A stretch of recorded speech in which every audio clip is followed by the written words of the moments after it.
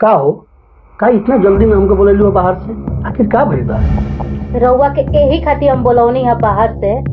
कोई बार रउरा भौजी से हम कहनी कि हमरा के अलग करा दे, कोई बार कहनी, लेकिन राउर भौजी हमार बात तो उनको सुनत नहीं की। रउरा कमाए में घर भर के लोग खाई।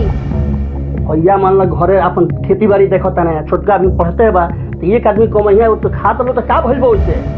रउरा नहीं जाना तो हम रहे नहीं घर में, तो हम जाना तनी ये घर के लीला का बा। अरे ऐसा ना हो, बढ़िया समय देख के भैया से हम बतिया लेते हैं, तू परेशान ना हो।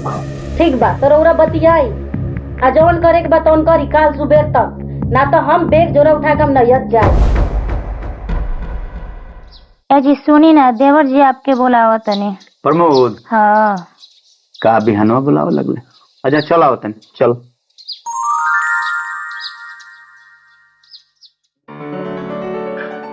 और प्रमोद, क्या बात बा इतना बिहाने बुलौला हो? वैसे कोनो बात नहीं है। कहा कहे के चाहता रहो, स्पष्ट बोलो, कोनो बात हो के तो हम तहार बड़ भाई हई, बताओ हमरा से, बोलो। मुंह में दही जमल बा, सीधा सीधा कह नहीं के देवे कि बंटवारा करे के बा, सीधा सीधा कह दी। रोज रोज बाजिन के मुंह देखा तानी हम, हमरा खाना नहीं खे घोटा, बाजिन के मुंह देखा तानी। तो अरे यार तू परेशान काहे बारू? हो जाइलो, तू चुप रहा ना। तो परेशान ना रही तो का रही? रउरा करे के बात तो करी, आज के भर के हम टाइम दे लेबै ना, तो हम नहीं चल जब। रउरा रही, राउर भाई रहत, राउर भौजी रहे, राउर भाई भाई रहो। का बोला तेरे समझ में आता?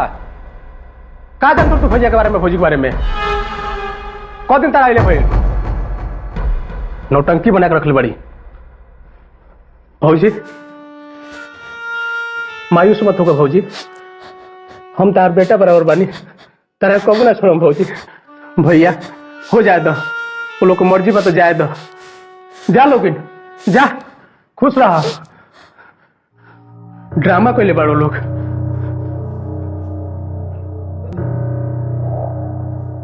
अरे वो भाई जौना के हम सीना से लगा के पलनी पोसनी, आज वो हमरा से हल्का होके को। अरे कष्ट हमरो बहुत बा, का कोई माई की कृपा होई तार को जरूर भरी।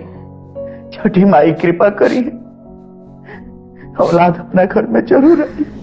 बुलेट जी, जो आपकी बड़ी भाभी थी उनकी जो समस्या थी जी, जो कि प्रेगनेंसी रुक नहीं रहा था, और अभी जो है वो माँ बन सकती है। और ये जो हम लोग सेकेंड आपका भाभी का बात हो रहा था जी, उनका भी थायराइड जो था, तो उनका भी दवा भी चलेगा। आशा करते हैं कि जो थायराइड की समस्या था वो धीरे धीरे कम हो जाएगी, आ दवाएं कम कर देगी। ठीक है।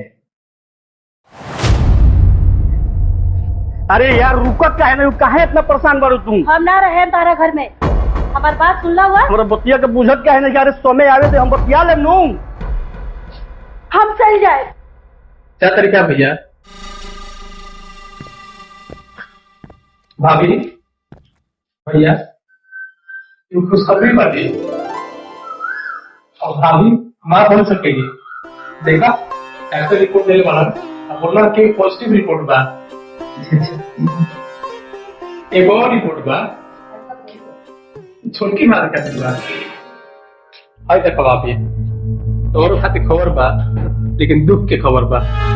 जौन तार ब्लड सैंपल दिया रहल जांच खातिर, उमे निकलल ही बा कि तार किडनी फेल हो रहल बा। और डॉक्टर साहब इहो कहले बानी कि किडनी के इलाज अगर सही से ना भइल, समय पर ना भइल, तो किडनी खराब हो जाई आ भौजी मरियो सकेली। चुप रहो, हम तो भाई को सब ठीक हो जाई। भैया अरे चुप रहा, तुम चुप रहो, हम बानी ना, अभी हम जिंदा बानी, कुछ ना होके दे। सब जमीन बेच दे, सब कुछ बेच दे, अपने आप के बेच दे। देख ले लो भाभी, भैया के और भाभी के विचार के। भैया तारा खातिर सब कुछ करे कहतरन, यहाँ तक कि शरीर के हर एक कतरा कतरा बेचे कहतरन, और तू अलग हो गए के बात कहतरू ना। भाभी ये भैया ना भगवान बड़े हमनी खातिर, भगवान, और भगवान से कब अलग ना होखल जाला। भाभी भी हमनी खातिर देवी बाड़ी, देवी। तू माफी मांग लो भाभी, तू माफी मांग लो। दीदी हमरा के माफ करिए, हमसे बहुत बड़ गलती हो गई बा। भैया जी हमरा के माफ कर दे, हमसे बहुत गलती हो गई। अरे कौनो बात नहीं। भगवान ने तो देवता का मैं ना कोई दे रही।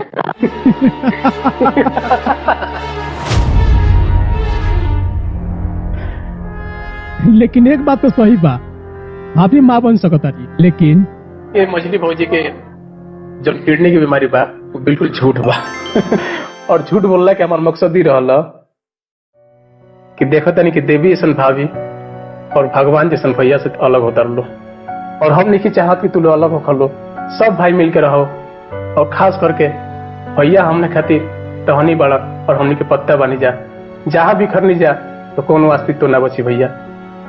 सही कहनी देवर जी, और भगवान जैसन भासुर के हम ऐसा कह दे दी, भगवान जैसन माँ के हम ऐसा कह दे दी, हमरा के दोनों जना माफ करो। कोनो बात ना भौजी, एगो बात कहल गइल बा, जब जागो तब सवेरा, अगर तोहर सीख मिलल होखे तो इससे बढ़ल खुशी कोनो नहीं के भौजी। हे छठी माई, हमरा भूल के माफ करे। बोली छठी मैया की जय।